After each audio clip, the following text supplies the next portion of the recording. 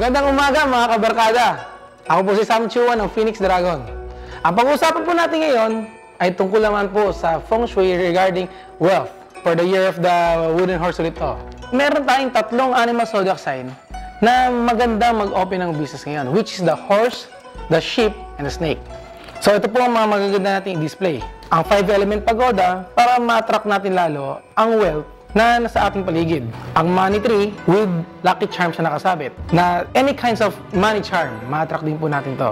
Ang arwana na nakapag-enhance ng ating power towards wealth and money. At ito naman po sila ang mga god of wealth na nagsusupport sa atin towards ating business at sa wealth. Meron din tayong piyaw, which is the money catcher.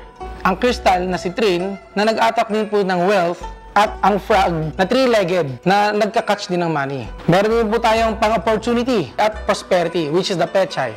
Ito naman po mga to, ang mga personal wealth natin. Ang winters naman po ay to enhance our success through business. Ito naman pong camel with pagoda ay ginagamit natin para ma-avoid natin ang misfortune natin sa business or sa pera. Ang Heaven Lock Activator naman po ay para ma-open lalo ang ating luck at blessings sa ating business. At ito naman pong mga bracelet na to ay ang Citrine at Adventuring Stones. Sila po ay tunay na crystal stones na magbibigay sa atin ng power over sa money natin. Ito pong mga charm na to ay magandang ilagay sa ating north at south direction ng bahay or anumang establishment para ma-enhance lalo ang ating wealth. At ito naman mga crystal charms ay mas maganda po kung lagi natin susutin para lalong na-enhance lalo ang wealth natin. At itong mga keychain ay lagi po natin dadalhin. So mga kabarkada, natapos na tayo sa ating wealth at happiness tips sa Feng Shui.